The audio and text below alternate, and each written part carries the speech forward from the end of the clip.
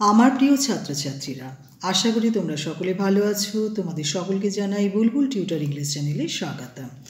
আজকে আমি তোমাদের জন্য এই ভিডিওটিতে যে টপিকটি নিয়ে তোমাদের সাথে আলোচনা করব বা তোমাদের ইংলিশ টু বেঙ্গলি যে সেন্টেন্সগুলো পড়ে শোনাবো, সেটি হলো আমার যে ওশেন ওয়ার্ল্ড বলে যে বইটি, আমি একটি ভিডিও অলরেডি পাঠিয়েছি।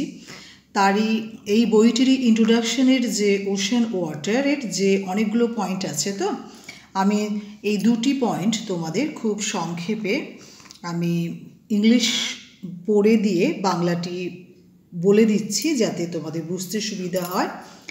আশা করি ভিডিওটি থেকে তোমরা উপকৃত হবে। যদি উপকৃত হয় একটু লাইক করো, বন্ধুদের মধ্যে বেশি বেশি করে শেয়ার করো, সাবস্ক্রাইব করে রেখো। যারা যারা সাবস্ক্রাইব করেছো তাদের অসংখ্য ধন্যবাদ।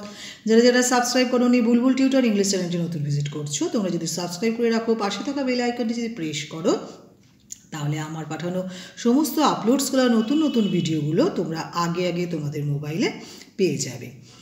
আমি তোমাদের আগে অলরেডি জানিয়েছি, যে ইতিপূর্বেই জানিয়েছিলাম যে এই বইটি একটি সমুদ্রকে নিয়ে লেখা, মহাসাগরের সম্বন্ধে লেখা।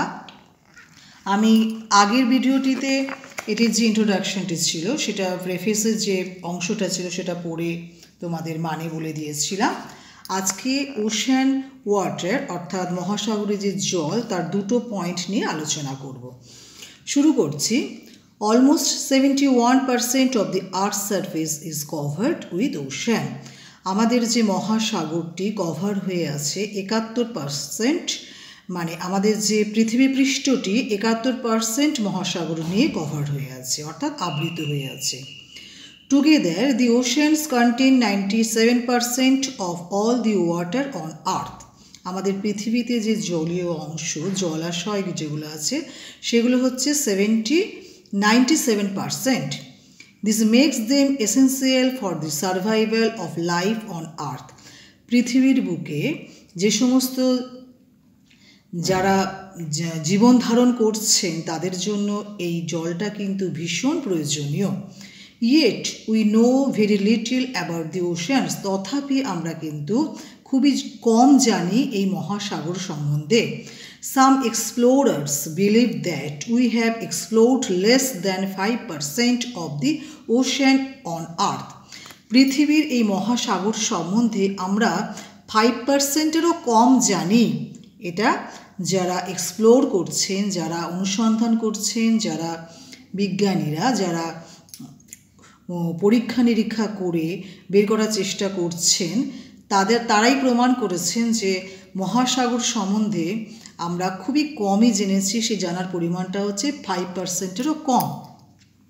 নেক্সট নাম্বার 2 হচ্ছে ওশেন ওয়াটার ইজ 3.5% স্যালাইন।